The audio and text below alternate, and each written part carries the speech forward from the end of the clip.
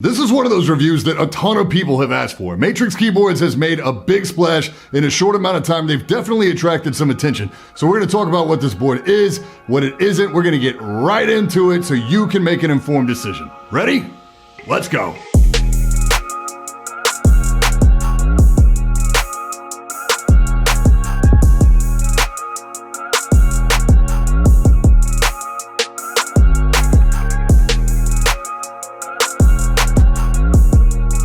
Yo, I'm Brian P. You're watching BadSeed Tech, and today we're taking a look at the Elite Series 60% keyboard from Matrix Keyboards. For transparency, Matrix did send this board out for review, but as you should know by now, doesn't affect my review in any way. Let's just get this out of the way. Yes, this board uses the case and the PCB or the circuit board of the GK61 rebranded as a Matrix product. This is true. If you're unfamiliar with the manufacturing process it takes to create a product and bring it to market, you may think this sounds a little shady. But for companies, startup or smaller companies especially, using rebranded components, also known as OEM or original equipment manufacturer, is a big part of the manufacturing industry. Motospeed makes a lot of the components you see in more expensive mice. Most Corsair power supplies are rebrands from a company called Seasonic. This is way more common than you think. The GK61 keyboard base is an OEM part, and it's used in products from HK Gaming, Skyloom, GMSP, like a literal ton of other keyboard products. Just get on Amazon and search for GK61. And the prices you'll see there, between $40 and $55, would suggest that this is a value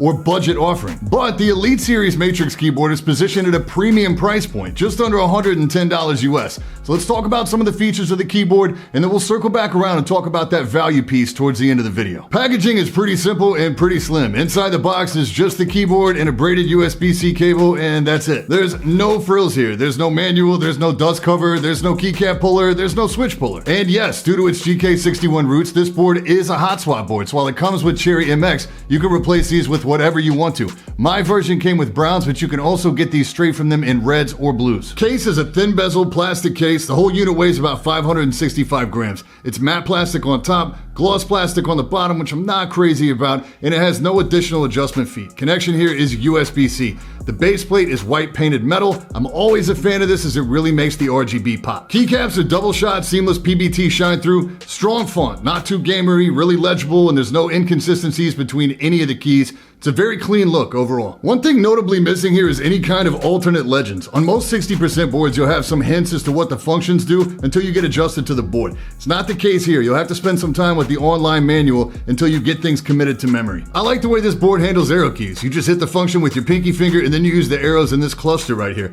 Both press and hold works. You can also lock these out to always have them active, but it changes the RGB profile on the board. Speaking of RGB, there's no software at this time, so you get whatever comes baked into the PCB by default, and it's not a lot. This means 4 full lit color modes and 4 ghost modes plus a single color mode, which is green.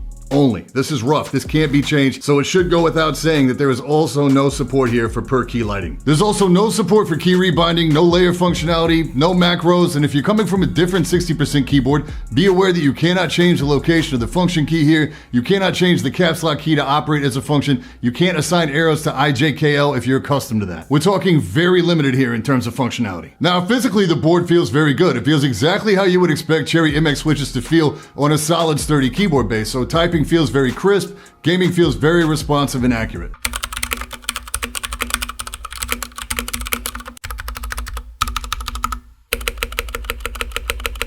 Matrix says they've upgraded the stabilizers here. I don't have a stock GK61, so I personally can't confirm that. They feel practically on par with the stabs from the Ducky 1-2 Mini, and they do come pre-lubed from the factory. There's a little play here, no rattle. Matrix sells some rubber keycap add-ons on their website, similar to Taihao rubberized keycaps. I know that they're all in pre-order right now, but they should be back in stock really soon. I also happen to know they have some really exciting things planned for keycap sets in the future, but I'm not allowed to talk about any of that yet. So that's pretty much it. It's a bare bones first offering that seems to have quality components. It offers hot swap flexibility with all Cherry MX and box switch variants. The board lacks in accessories. It also lacks in ways that could be solved with software or adding functionality to the firmware that's baked in. All right, so let's talk value, and we're gonna have to hit this from a couple different angles. First, let's talk about what this looks like if you source the parts and build this yourself versus buying their complete keyboard. You'll need a GK61 bare bones setup, the one with the real deal hot swap switches, not the cheapo optical ones. This is gonna run you about $49. To get Cherry MX switches on mechanicalkeyboards.com, there's sold in packs of 10. You're gonna need 7 packs to cover the bases here. And after the price break, when you order 7 packs,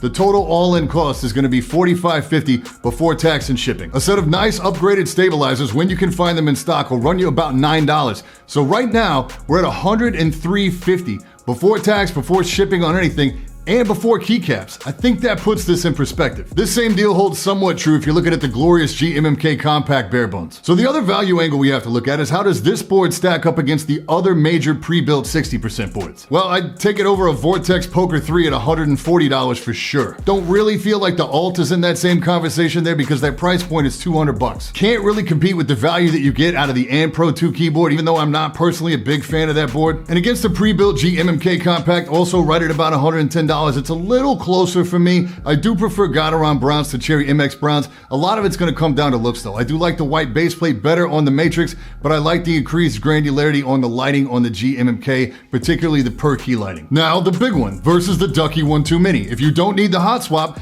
I gotta give the nod to the Ducky, simply because they don't do anything wrong. And you get extras, like a dust cover and a puller and accent keys. And that's real, that's honest, and it stings a little to say, and I'll tell you why. Ducky, an established keyboard company, completely changed the game, completely changed the customer expectation for what you could get in a $99 60% keyboard.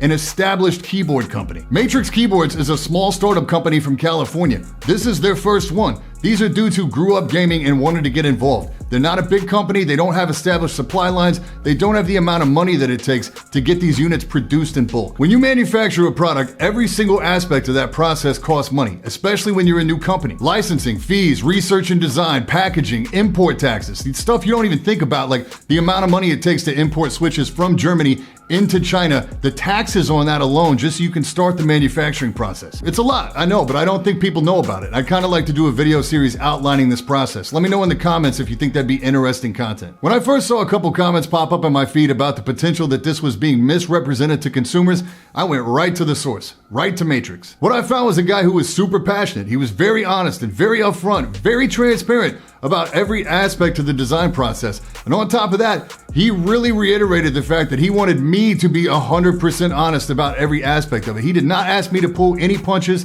whatsoever. As a reviewer, I got a lot of respect for that. But also as a reviewer, I'm not supposed to be affected by those things. The idea of investing in the underdog. So I won't. There are pros and cons to this board. Looking at it strictly from a consumer standpoint, it's priced north of what it should be. I know it's hard to compete with bigger keyboard companies, but this does not feel like a $110 board. I also know that Matrix has really big plans to do their own case, their own PCB design, and all this other stuff in the future, but this is the product that we're looking at right now. The big thing, what's important to me, is that you know exactly what a product is and what it isn't. After that, if you choose to support Matrix as a company and what they bring to the community, that's great. As long as you know what you're getting for your money, you can make the informed decision. Big thanks to Matrix for sending this out for review. I will leave links in the description if you'd like to grab one for yourself. You can use code BadSeedTech to save 10% on your order over there, but let me be super crystal clear about this. This is something that Matrix offered to do for you guys, the viewers of this channel. I don't get anything from this, not a dime. I don't have an affiliate agreement. I have no financial relationship with them whatsoever. Any questions about anything we talked about today, hit me in the comments, or better yet, drop by the Discord and I'll try to get you fixed up. And that's it for this time. I'm Brian P. Thanks so much for watching. Don't forget to hit that like button, hit that sub button, and until next time,